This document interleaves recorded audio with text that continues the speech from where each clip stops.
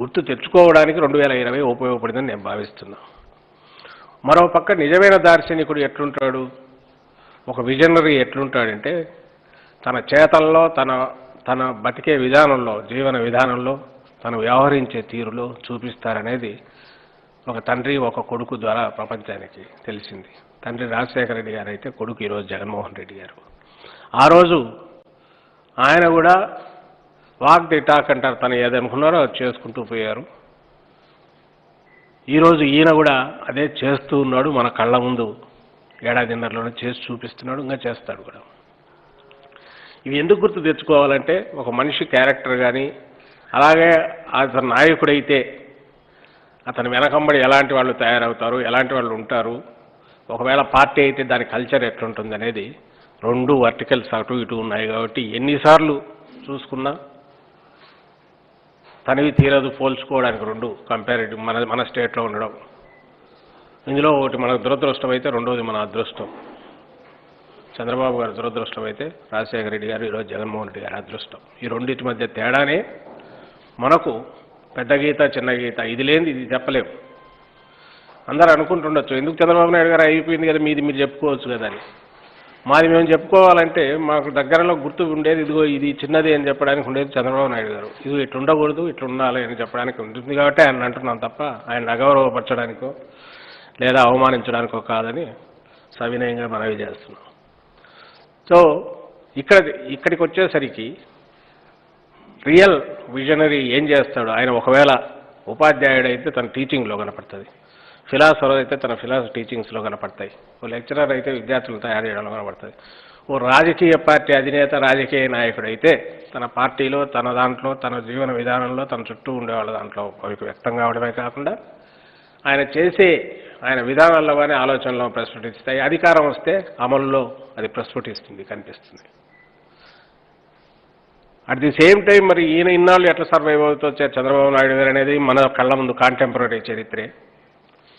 కేవలం కెమెరా ఫ్రేమ్లో నువ్వు కనపడేదే నువ్వు, ఆ తర్వాత నువ్వు ఏదనేది ఎవరికి పట్టదు. జనం చూసేది ఆ కెమెరాలో, ఫోటోలో. ఇప్పుడు టీవీలు వచ్చాయి కాబట్టి టీవీ కెమెరాలో నువ్వు మంచి మేకప్ చేసుకొని కనపడితే అదే. సో నువ్వు అక్కడ ఎట్లా కనపడినావు అనేది చూడు, మిగిలిన వదిలేసేయి, గాలికి వదిలేసేయి. అలాగే అవతల వాడికి ఇంత బురద పెట్టించి వాడిని ఎట్లా చూపించాలో చూపించు, జనం అదే ఇది అవుతారు. అవతల వాడిని బయట స్వచ్ఛంగా ఉన్నా ఇంకోటి ఉన్నా జనానికి పట్టదు అనే తన సిద్ధాంతం ఏదైతే ఉందో చేస్తూ వచ్చారు. ఆయన తనది ప్రొజెక్ట్ చేసుకోవడంలో అదే చేశారు. నేను ఇంతకుముందు అన్నట్టు అవి ఎందుకు పనికిరాని వ్యర్థమైన భ్రమలను క్రియేట్ చేయడం, ఈ కెమెరాల ద్వారా చూపించడం, దానికి ఒక ఫిలసాఫికల్ ఇది ఇవ్వడానికి ప్రయత్నం చేయడం, అవి కూడా ఫెయిల్ అయినాయి. వ్యవసాయం దండగన్నాడు, టూరిజం పండగ అన్నాడు, టూరిజం ఇది చేస్తుంది అన్నాడు, గ్లోబలైజేషన్ అదేనన్నాడు. ఆఖరికి నువ్వు ఇక్కడ నిలబడి నీ రైతు ఎట్లా బతుకుతున్నాడు, ఇక్కడ కుటుంబాలు ఎట్లున్నాయి, ఇక్కడ పేదలు ఎట్లున్నారు, వీళ్ళ జీవన స్థితిగతులు ఎట్లున్నాయి, వీటిని ఎట్లా బాగుపరచాలనేది కాకుండా కొరియానో రష్యానో వెనుకరో అని చెప్పి కూడా నేను భ్రమంలో పెట్టచ్చు అనుకుంటూ కొంతకాలం నడుపుతూ వచ్చింది కూడా గమనించాం మనం. అందులో భాగంగానే ఆయన అంతకుముందు రాజశేఖర రెడ్డి గారు ఎప్పుడైతే పొటెన్షియల్ థ్రెట్, ఆయన ఒక ఫ్యాక్షనిస్ట్ ముద్ర వేశారు, ఇంకోటి చేశారు. ఆయన ఆఖరణ ముఖ్యమంత్రి అయ్యేంత వరకు కూడా రాజశేఖర రెడ్డి గారి గురించి ఎన్ని రకాల విజయాలు అన్నీ చేసిన దాంట్లో ఈయన పాత్ర ఎంతో అందరికీ తెలుసు. ఆ తర్వాత రాజశేఖర రెడ్డి గారు ముఖ్యమంత్రి అయ్యాక ఈయన కదా అసలైన నాయకుడు, ఇలాంటి నాయకుడు మేము ఇన్నాళ్ళు మిస్ అయ్యామని జనం అనుకున్నది అందరికీ తెలుసు.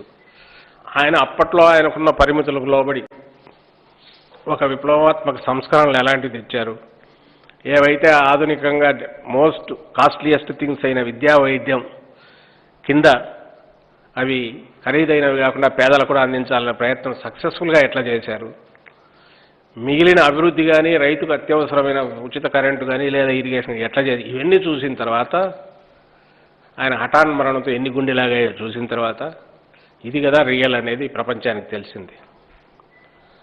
అది అసలైన దార్శనికత, అసలైన కమిట్మెంటు లేదా విలువల పట్ల దీని ఒక నమ్మకం, విశ్వాసం, ఏదో చేయాలి నేను బతుకున్నంతకాలం అనే తపన, ఇవన్నీ దాంట్లో కనిపిస్తాయి. నేను అదెందుకు చెప్తున్నానంటే ఇది ఎంత అబద్ధమో చంద్రబాబు నాయుడు గారు కానీ ఆయన వెనకబడి ముఠా కానీ ఆ రోజు ఆ పార్టీ కానీ వాళ్ళు చేసిన దుష్ప్రచారం అనేది ఆచరణలో ఎప్పుడు తెలిసింది? రాజశేఖర రెడ్డి గారు ముఖ్యమంత్రి అయ్యాక తెలిసింది. అది అది అయిపోయిన తర్వాత మళ్ళీ మొదటికి వచ్చారు.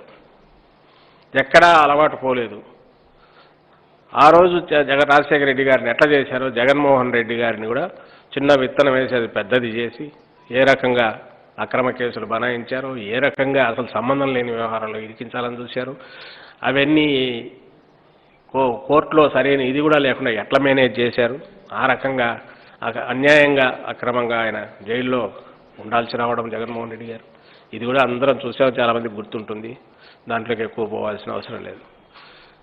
ఇదంతా అయిన తర్వాత 2014లో జగన్మోహన్ రెడ్డి గారికి ప్రజలు దాదాపు సమానమైన తీర్పు, అభిమానం ఉంది అని చూపడం ద్వారా ఓట్లల్లో అధికారంలోకి రాలేకపోయినా అతి తక్కువ దీని మార్జిన్తో మాత్రమే చంద్రబాబు గారు బయటపడినప్పుడు ఆ రోజు ప్రూవ్ అయింది ఏమయ్యా అంటే, ఈయన ఇంత చేసి నేను చెప్పిన కెమెరాలో పిక్చర్ బిగించి జగన్మోహన్ రెడ్డి గారికి బురద మన్ను మట్టి మశానం పట్టించి ఏదో చేయాలని చూసినా మొత్తం రిజెక్ట్ చేశారు. పీపుల్ ఆర్ విత్ హిమ్ అనేది ఆ రోజు రుజువు చేశారు జగన్మోహన్ రెడ్డి గారు. ఏది తను ఒక విలువలకు కట్టుబడిన వ్యక్తిగా, ప్రజల మధ్య తిరిగిన వ్యక్తిగా, ఇంకా పిన్న వయసులోనే తండ్రి వారసు రాజకీయ వాసులుగా జనం గుర్తించారు కాబట్టి, తండ్రి అంటే రాజశేఖర రెడ్డి గారి రుణం ఆ రకంగా తీర్చుకోవాలి. ఆయన అట్లున్నాడంటే కొడుకు కూడా అట్లుంటాడని నమ్మారు కాబట్టి, ఇతను చెప్పేవి అబద్ధాలు అనుకున్నారు కాబట్టి జనం ఆ రోజే ఆల్మోస్ట్ రిజెక్ట్ చేశారు. నిన్న 2019 వచ్చేసరికి ఆఖరు ఇది కూడా అతను చూసిన తర్వాత ఒకేసారి పర్మనెంట్ దండం పెట్టి ఎంత బ్రహ్మాండమైన దీంతో తీర్పు ఇచ్చి జగన్మోహన్ రెడ్డి గారిని తెచ్చిపెట్టారనేది అందరూ చూస్తే, విశ్వసనీయతకు లాంగ్ టర్మ్లో అలాగే నమ్మిన విలువలు కట్టుబడి ఉండడం, ఏదైనా చేయాలనే తపన ఉంటే జనం కూడా ఆదరిస్తారనడం అనే వీటన్నిటి రిజల్ట్గా మనకు ఈ 2019 రిజల్ట్స్ కనిపించడంలో వాళ్ళ అబద్ధాలు, ఇవన్నీ అబద్ధాలను చీత్కరించారు, తిరిపి కొట్టారనే ఇది మనకు కనిపిస్తుంది.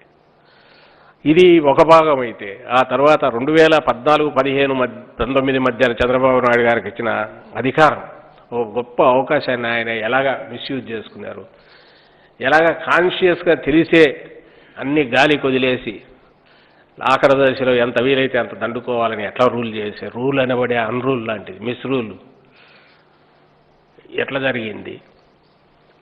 అప్పుడు కూడా మళ్ళీ ఇంకా ఆశతో ఒక 2050, 30, 40, 50 వరకు ఎట్లా డ్రీమ్స్ క్రియేట్ చేయాలని చూశారు. ఇవి కూడా అందరం చూసింది. ఇవన్నీ అలాగే అప్పుడు జరిగిన రాజధాని ఒక భ్రమ, పోలవరం ఒక సంపాదనకు అవసరమైన భ్రమ, రాజధాని ప్రజలకు భ్రమ, ఆయనకు సంపాదనకు విపరీతమైన ఒక మోడీ గారి మాటలు చెప్పాలంటే కామధేనువు లాగా, ఏటీఎం లాగా చేశారని. మోసం, రుణమాఫీ ఎన్నికలకు ముందు చెప్పి ఇచ్చేసింది. ఒక్క నయా పైసా ఇది చేయకపోగా కంప్లీట్గా ప్రజలను, రైతులను మోసం చేశాడు. వాళ్ళ ఇబ్బడి ముబ్బడిగా వడ్డీలు పడిపోయి వాళ్ళ మళ్ళీ అప్పులు పుట్టని పరిస్థితి డ్వాక్రా వాళ్లకు, వీళ్లకు మన రైతులకు తీసుకొచ్చాడు, డ్వాక్రా మహిళలకు, రైతులకు. అంటే ఒక గ్లింప్సెస్ చూపించాలంటే కనపడేవి. తర్వాత జగన్మోహన్ రెడ్డి గారు వచ్చాక చూసాం ఏం జరిగింది అనేది. ఏడాదిన్నర ఇది మనందరి కళ్ళ ముందు జరిగింది. ఏడాదిన్నరలో 9 నెలల పాటు కోవిడ్, ఇంకా పూర్తి కాలేదు, మళ్ళీ వస్తుంది అంటున్నారు. పోతే మనకు మిగిలింది ఇంకా 9 నెలలు. వచ్చిన తర్వాత ఈ 9 నెలలు ఎఫెక్టివ్, ఇంకో 9 నెలలు క్రైసిస్, భయంకరమైన క్రైసిస్, ఆర్థిక సంక్షోభంలో పాలన మొదలుపెట్టి, నిజానికి ఇది ఎవడైనా రాజకీయ నాయకుడిగా ఉండి రాజకీయంగానే పాలన అనేది చూసి ప్రజలు అనే వాళ్ళను ఓట్ల సమయంలో మాత్రమే ఇది చేసుకోవాలా, వాడుకోవాలా, వాళ్ళు ఏది చెప్పినా నమ్ముతారనుకునే చంద్రబాబు స్టైల్ ఆఫ్ పొలిటీషియన్ అయితే, కోవిడ్ను సాకుగా వాడి తాను ఇచ్చిన హామీలన్నీ అది అవసరం లేకుండానే ఆయన వాటికి నామం పెట్టాడు. మేనిఫెస్టోలో ఒక్కటి ఇంప్లిమెంట్ చేయకుండా చంద్రబాబు నాయుడు గారు కోవిడ్ లాంటిది దొరికితే మొత్తం చాప చుట్టేసి అఫీషియల్గా అనౌన్స్ చేసేవారు. ఏం చేయలేము, నా చేతులు ఏముంది, 100 కోట్లు కోవిడ్కి పెట్టాల్సి వస్తుంది, ఎకానమీ డౌన్ అయిపోయింది, ప్రపంచం ఆతే దీంట్లో ఇంకా వీలైతే అదేదో ఈ ఇక్కడ భ్రమరావతి కోసం అని చెప్పి మట్టి మన్ను మశానం ఇటుకలు ఎక్కడెక్కడి నుంచో విరాళం ఇవ్వడం, స్కూల్ పిల్లల దగ్గర కిడ్నీ బ్యాంక్లోంచి కూడా ఇది ఇవ్వమన్నట్టు కోవిడ్ దీన్ని ఎదుర్కోవాలంటే మన దగ్గర ఎక్కడుంది, మీరే సహాయం చేయండి అని కూడా ఎదురు అడిగేవాడు. కానీ జగన్మోహన్ రెడ్డి గారు ఏం చేశారనేది అందరం గమనిస్తున్నాం, ఇప్పుడు చూస్తున్నాం కూడా. అంత ఛాలెంజ్ వచ్చినా ఎక్కడా ఒక్క డీవియేషన్ లేకపోగా ఇంకా అడిషనల్గా తీసుకొచ్చైనా సరే ముందు కమిట్మెంట్స్ నిలుపుకోవడమే కాకుండా మొత్తం ఆర్థిక వ్యవస్థ ప్రపంచంగా దేశంలో మొత్తం అన్ని చోట్ల కూడా పూర్తిగా డౌన్ అయిన టైంలో దాన్ని నిలబెట్టడానికి కూడా దాన్ని ఉపయోగించారు అనే విషయం గర్వంగా చెప్పుకోగలుగుతున్నాం. ఈరోజు అందరికీ తెలిసిందే, మన కళ్ళ ముందే. ఒక పక్క ఇది కెలామిటీస్ న్యాచురల్ వస్తే ఎట్లా నిలబడ్డాడు, మార్కెట్ ఇంటర్వెన్షన్ 3,000 కోట్ల పైన ఎట్లా పెట్టారు. అలాగే రైతులు కాకుండా మిగిలిన వాళ్ళందరికీ కూడా డీబీటీ డైరెక్ట్ బ్యాంక్ ట్రాన్స్ఫర్ ద్వారా, బెనిఫిషియరీ ట్రాన్స్ఫర్ ద్వారా దాదాపు 70-80 కోట్ల దాకా పోయి ఉంటుంది నాకు తెలిసి. నేరుగా మహిళల చేతిలో, తల్లుల చేతిలో అకౌంట్లో, రైతుల చేతిలో అకౌంట్లో మిడిల్ మ్యాన్ లేకుండా, మధ్యలో కమిషన్ లేకుండా ఎట్లా పోయిందనే విషయం చూసాం. ఇదంతా మళ్ళీ ఆర్థిక వ్యవస్థలోకి వచ్చింది కాబట్టి పీక్ కోవిడ్ దేశమంతా కూడా జీడిపి నెగటివ్ దీంట్లో ఇది ఉంటే మనది పాజిటివ్ సైడ్ పోగలిగింది. 2019 అక్టోబర్ 2019తో పోలిస్తే 26% అడ్వాన్స్ దీంట్లోకి వెళ్ళింది. జిఎస్టీ అదే స్పెండ్ చేశారు కాబట్టి ట్యాక్స్ పడుతుంది, జిఎస్టీ వసూళ్ళని బట్టి అదొక బెంచ్ మార్క్ లాగా చూడడానికి వీలవుతుంది. దాన్ని బట్టి అర్థమైంది. ఇదేం దాపరికం లేదు, ఎవరికి తెలియంది కాదు. ఇంత నిబ్బరంగా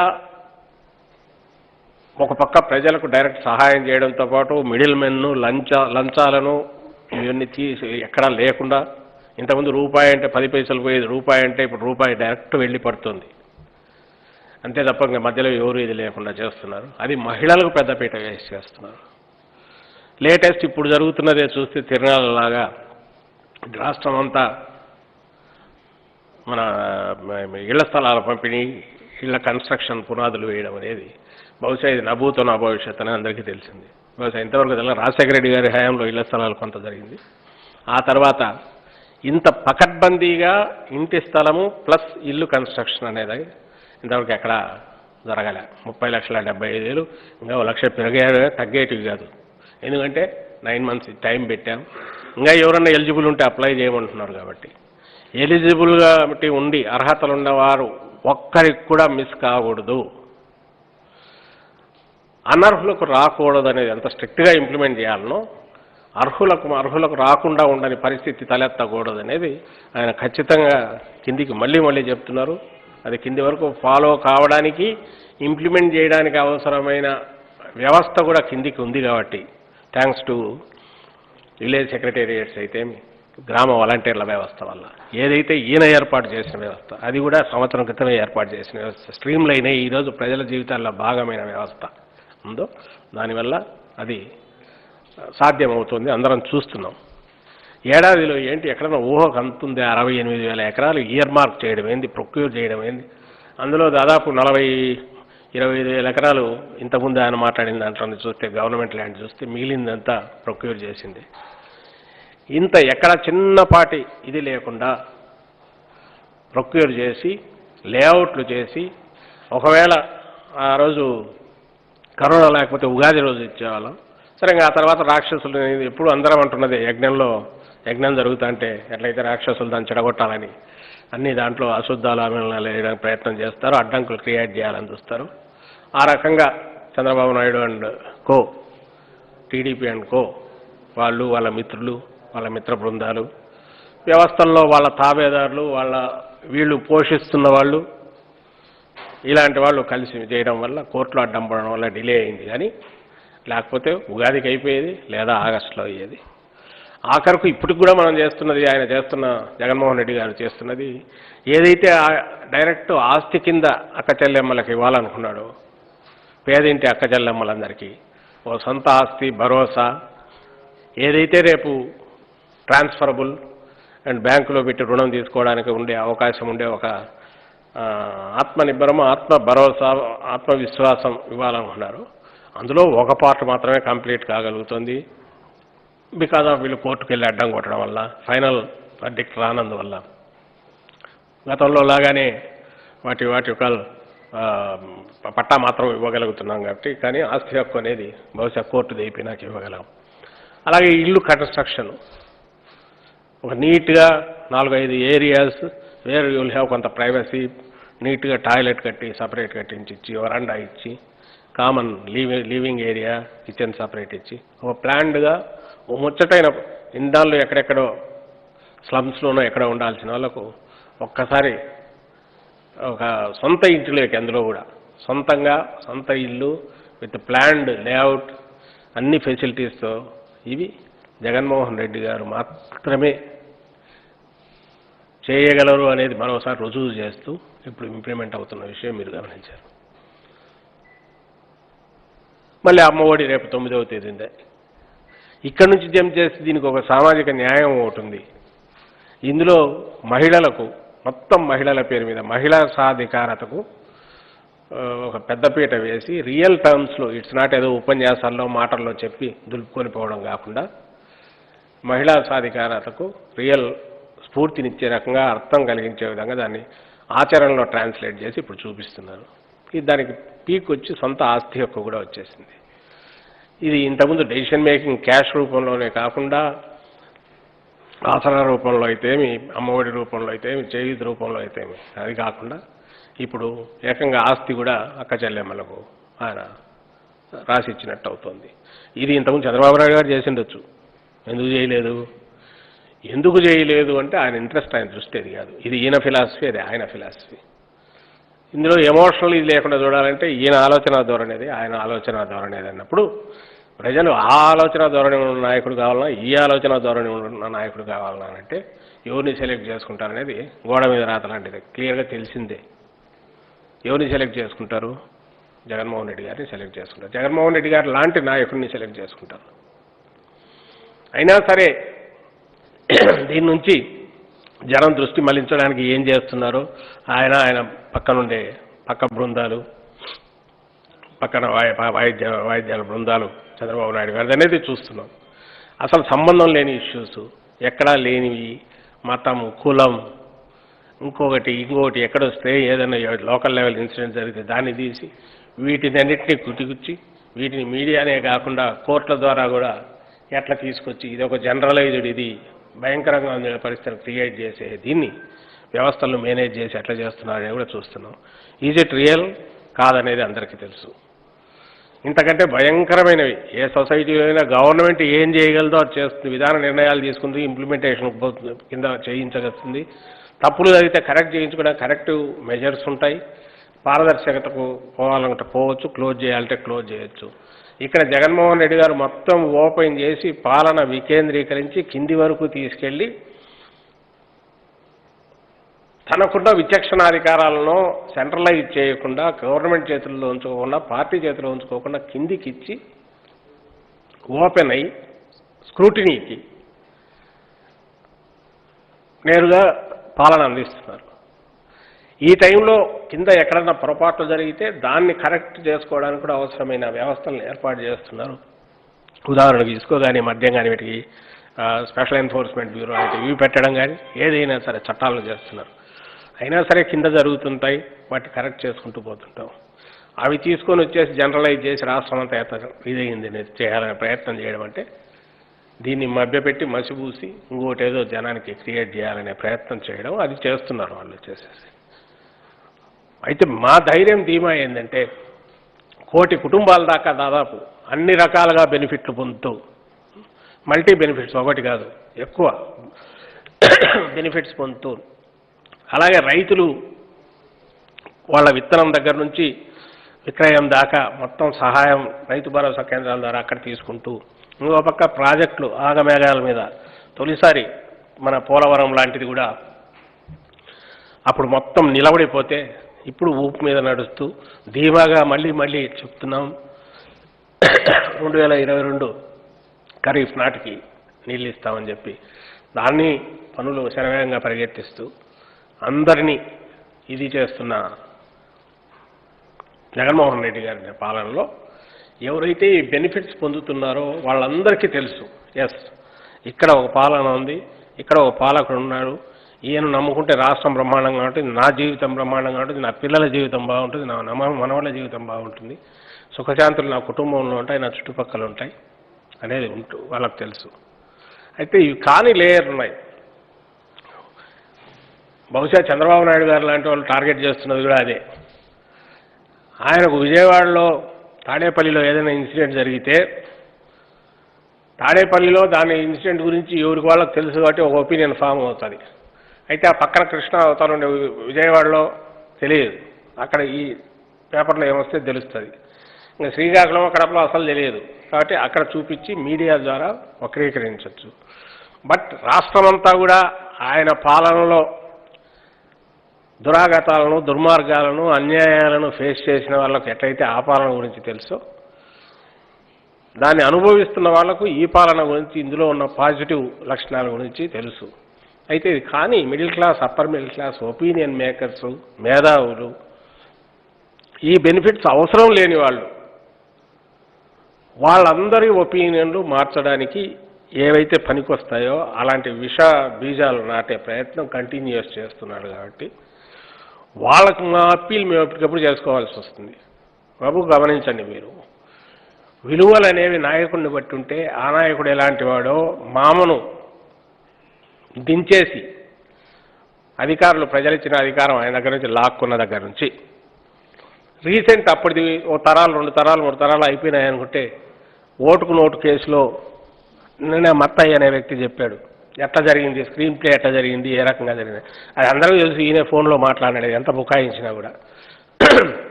ఆ తర్వాత ఈ మత్తయ్య అనే అతను అక్కడి నుంచి తెచ్చి ఇక్కడ దాచిపెట్టడంలో, కోర్టు కేసులు చేయించడంలో కానీ, ఇతను ప్రొటెక్షన్ ఇవ్వడంలో కూడా ఆ రోజు తెలుసు, ఈరోజు అతనే చెప్తున్నాడు. అలాగే జగన్మోహన్ రెడ్డి గారి మీద కేసులు పెట్టినప్పుడు అడ్డంగా బెయిల్ కూడా రాకుండా 90 రోజులు రావాల్సింది ఇది చేయకుండా 16 నెలల పాటు ఇదిలో అక్రమంగా జైల్లో ఉంచినప్పుడు తెలుసు. ఇవి ప్రజలందరికీ తెలిసినవి.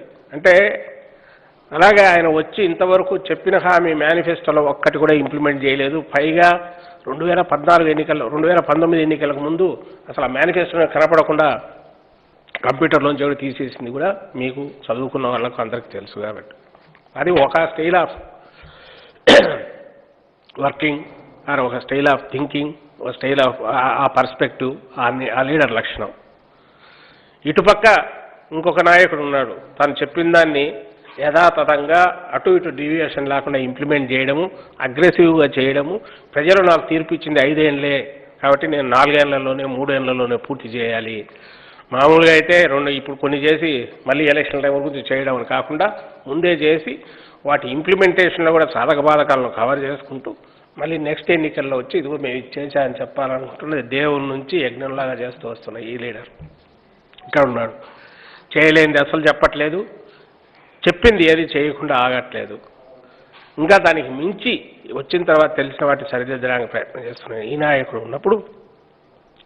అలాగే బీసీ, ఎస్సీ, ఎస్టీ మైనారిటీలకు ఎంత పెద్ద ఎత్తున అన్ని కులాలను దగ్గరికి తీసుకొని వాళ్ళందరికీ రాజకీయంగా కూడా ప్రాతినిధ్యం ఉండాలనే ఉద్దేశంతో నామినేటెడ్ పదవుల్లో కానీ మిగిలిన వాటిలో చెప్పిందే కాకుండా చేయడం.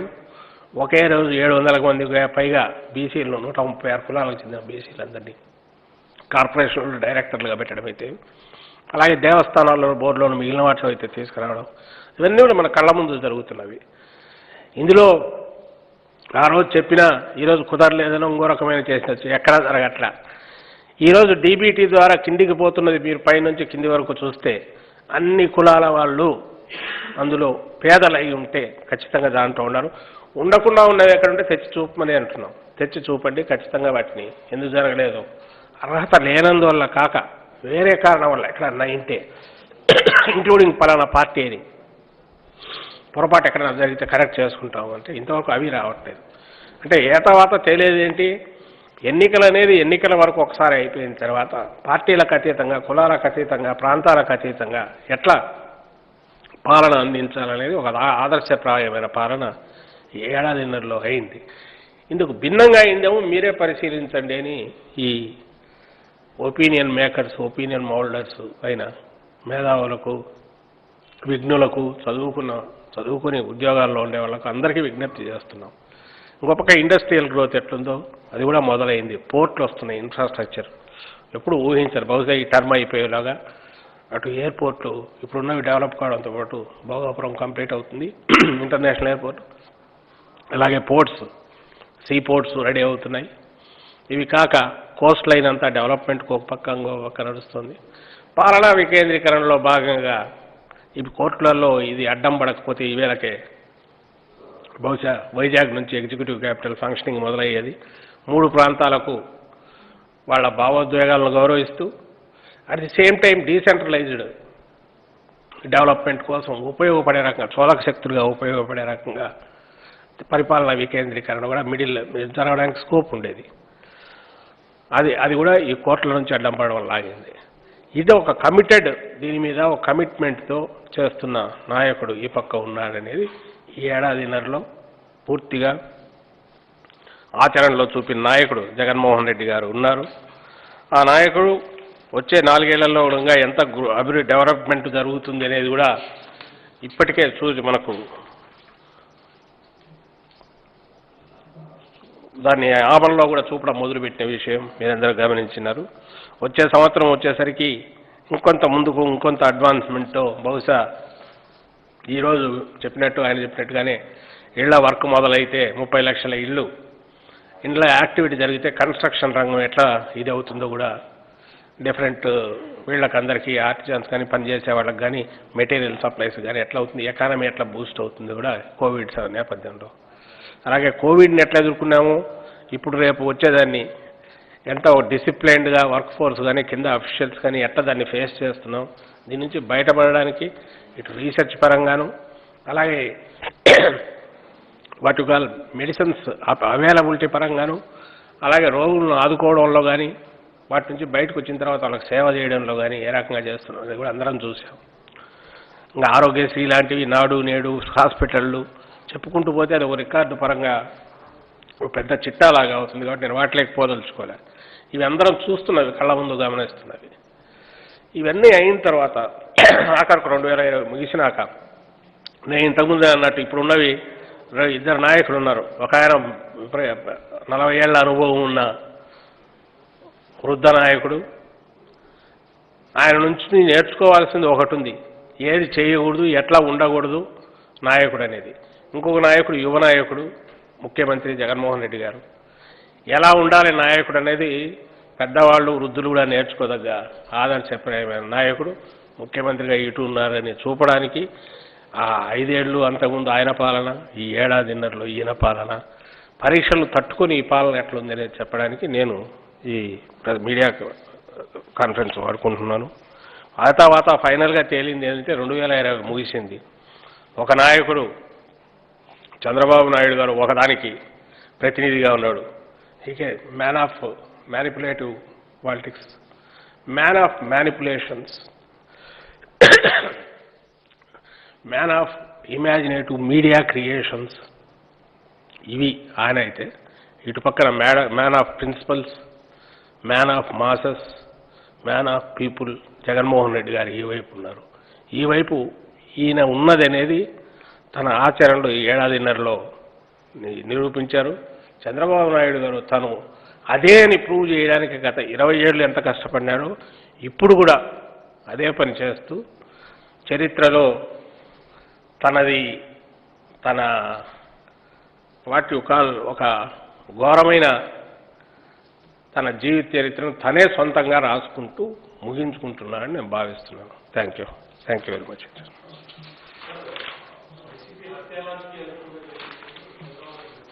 అందుకే నేను ఇన్సిడెంట్స్ జోలికి పోకుండా నేను అన్నది ఏంటంటే, వాళ్ళు ఇదే కాదు, నేను ఇంతకుముందు బురద ఇవన్నీ పట్టిస్తున్నారనే దాంట్లో విభాగం.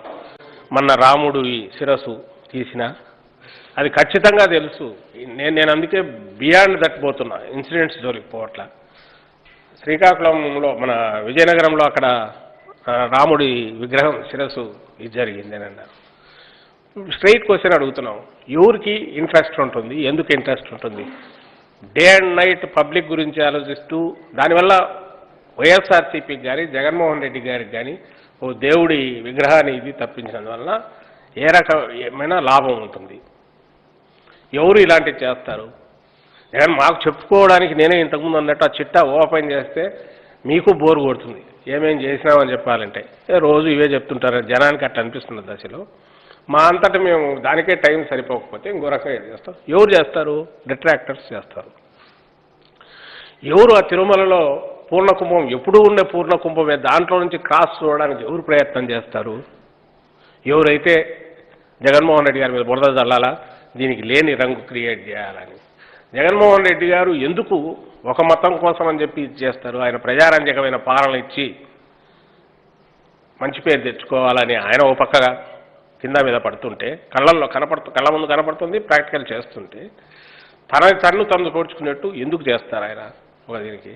కాబట్టి ఎవరు చేస్తారు? ఎవరైతే దీని నుంచి పక్కదారి పట్టించాలా, జనం దృష్టి మళ్లించాలా, ఏదైతే ఇష్యూ కాదో దాన్ని ఇష్యూ చేయాలా అనుకునే వాళ్ళు చేస్తారని ఇదంతా చెప్పడానికే నేను ప్రయత్నం చేసింది. ఆయన చంద్రబాబు నాయుడు గారు తాను అధికారంలో ఉన్నా అదే చేస్తారు. ఏం చేస్తారు? ఒక సమస్య సంబంధం లేని సమస్య క్రియేట్ అయితే దాన్ని ఉన్నిస్తారు, ఎందుకంటే అసలు సమస్య పక్కకు పోతే చాలని. లేదా భ్రమలు క్రియేట్ చేస్తారు, దాంట్లో జనం అనుకుంటుండగానే తన కాలం క్రియేట్. తాను అధికారంలో లేనప్పుడు ఏం చేస్తారు? ఎదుటివాడిని ఎంత నల్లగా చూపాలో, ఎంత చండాలంగా చూపాలో దాని ప్రయత్నం చేస్తారు. ఆ ప్రయత్నం చేస్తున్నారు. ఈరోజు ఖచ్చితంగా ఆడపోయి పట్టుకుంటారు. ఈరోజు కావచ్చు రేపు ఆ రాముడి విగ్రహం శిరస్సు ఎవరో ఇచ్చేసిన వాళ్ళు అన్నారు కదా, వాడు వెతికి పట్టుకుంటే చంద్రబాబు నాయుడు గారి గుంపులోంచి వచ్చిన మందలోంచి వచ్చినాడు, ఆయనకు తాబేదారులాగా ఉన్న మందల్లోంచి వచ్చిన వాళ్ళు, లేకుంటే అలాంటి లక్షణాలు ఉన్న పార్టీలో వాడు ఎవడో ఉంటాడు, ఎవరైతే డీఫేమ్ చేసి దీన్ని చేయాలనేది. అంతే తప్ప ఇందులో ఎలాంటి వాస్తవం లేదు, ఉండే అవకాశం కూడా లేదని చెప్పడమే నా ప్రెస్ కాన్ఫరెన్స్ ఉద్దేశం. Thank you.